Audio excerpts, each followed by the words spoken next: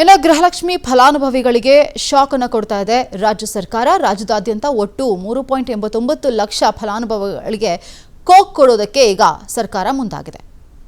ಯೋಜನೆ ದುರುಪಯೋಗದ ಹಿನ್ನೆಲೆಯಲ್ಲಿ ಪರಿಷ್ಕರಣೆ ನಡೆಸ್ತಾ ಇದೆ ಸರ್ಕಾರ. ಆದಾಯ ತೆರಿಗೆ ಪಾವತಿದಾರರು ಮತ್ತು ಮೃತಪಟ್ಟವರು ಸೇರಿದಂತೆ ಒಟ್ಟು 3.89 ಲಕ್ಷ ಅನರ್ಹ ಫಲಾನುಭವಿಗಳನ್ನು ಕೈಬಿಟ್ಟಿದ್ದಾರೆ.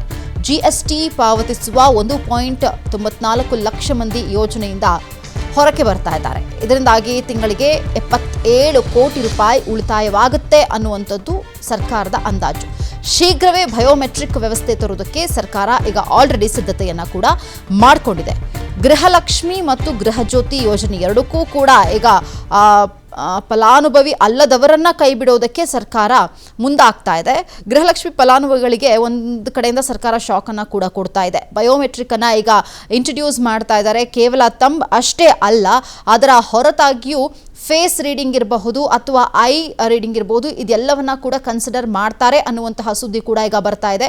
ಯಾಕಂದ್ರೆ ವಯಸ್ಸಾಗಿರೋಂಥವ್ರಿಗೆ ಬಯೋಮೆಟ್ರಿಕಲ್ಲಿ ಆ ಥಂಬ್ ಕರೆಕ್ಟಾಗಿ ಇದಾಗೋದಿಲ್ಲ, ಯೂಸ್ ಆಗೋದಿಲ್ಲ. ಹಾಗಾಗಿ ಫೇಸ್ ರೆಕಗ್ನೈಸೇಷನ್ ಇರಬಹುದು ಅಥವಾ ಐ ಕಾಂಟ್ಯಾಕ್ಟ್ ಅದನ್ನು ಕೂಡ ಕನ್ಸಿಡರ್ ಮಾಡೋದಕ್ಕೆ ಈಗ ಸರ್ಕಾರ ಮುಂದಾಗ್ತಾ ಇದೆ.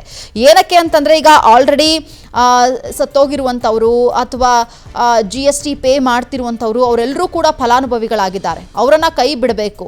ಹಾಗಾಗಿ ಹೊಸ ರೂಲ್ಸ್ ಅನ್ನ ತೆಗೆದುಕೊಂಡು ಬರ್ತಾ ಇದ್ದಾರೆ. GST ಪಾವತಿಸುವಂತಹ 1.94 ಲಕ್ಷ ಮಂದಿ ಯೋಜನೆಯಿಂದ ಹೊರಗಿಡೋದಕ್ಕೆ ಸರ್ಕಾರ ಪ್ಲಾನ್ ಮಾಡಿದೆ. ನೋಡಿ, ಇದರಿಂದಾಗಿ ಸುಮಾರು ಸರ್ಕಾರಕ್ಕೆ 77 ಕೋಟಿ ರೂಪಾಯಿ ಉಳಿತಾಯ ಆಗುತ್ತೆ ಅಂತ ಹೇಳಿ ಸರ್ಕಾರ ಈಗ ಪ್ಲಾನ್ ಮಾಡ್ತಿದೆ. ಹಾಗಾಗಿ ಒಂದಷ್ಟು ಜನರನ್ನ ಕೈ ಬಿಡೋದಕ್ಕೆ ಮುಂದಾಗ್ತಾ ಇದೆ. ಶೀಘ್ರವೇ ಒಂದು ಕಡೆ ಬಯೋಮೆಟ್ರಿಕ್ ಇಂಟ್ರೊಡ್ಯೂಸ್ ಮಾಡೋದಕ್ಕೂ ಸರ್ಕಾರ ಮುಂದಾಗ್ತಾ ಇದೆ.